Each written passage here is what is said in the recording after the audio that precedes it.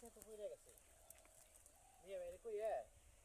এই ক্ষেত্রে বুটটা মাথা দিয়ে কাইটে তোর দরকার তা তো ফসল নষ্ট হয়ে যাবো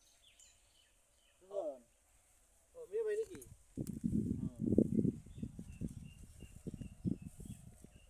সবার ক্ষেতের ফসলগুলি কি সুন্দর হয়েছে আমার ক্ষেতের ফসলগুলি কি একটা অবস্থা মেয়ে ভাই তা তো আসলে কার হাত নাই না না বললাম গিয়া সার ঠিক মতো দেওয়া লাগে বুঝিস না আর এবার তো পানিও ঠিক মতো দেওয়া পেলাম না সার তো হয়েছিল মেয়ে ভাই ঘটনা হলো আমি ঝুড়ি দেয় এমন ঝুড়ি হয়েছে আর বাইশে বাইশে দেখেন আমাকে ওই সাইডে দুটো ক্ষেত তাও পড়ে গেছে এই ক্ষেতটাও পড়ে গেছে মানে বাইশে বাইশে কে জানি না আমাকে জমিগুলোই ক্ষতি বেশি হয়েছে এটা আরে বুঝলাম না। ভাই খালি তো জমির ক্ষতি হইতেছে না সংসারেরও ক্ষতি হইতেছে তাহলে না তোর কি কম ক আমার তো মাথা ঢুকতেছে না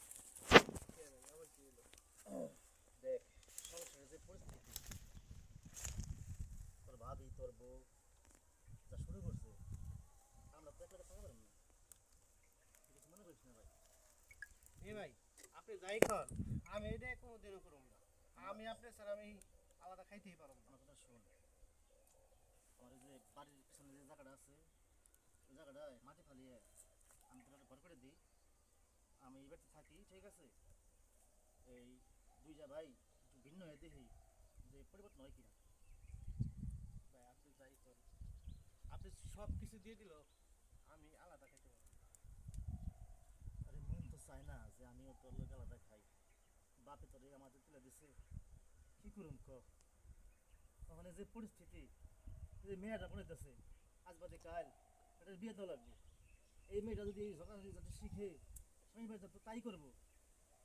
ওখানে আমার ভালো লাগে না কিছু এলে কইছিলাম দুইটা ভাই ভিন্ন হয়ে যাই তাদের নাকি সংসার সুখটা ফিরে আসে বাপে আমাকে এমন একটা জায়গায় ফেলাইছে এমন মানে মেয়ে এনে দিছে আমরা যদি নিজে বিয়ে করতাম ওদের বুঝতে পারতাম যে নিজে আনছি যা খুশি হয়েছে তখন দেখ না তুই সুখে আছিস না আমি সুখে আছি মানে কি করুন তাই খেতে বয়ে বের কতক্ষণ কাঁদছি আর চিন্তা করলাম ছোটো ভাইটারে একটু ভিন্ন করে দিই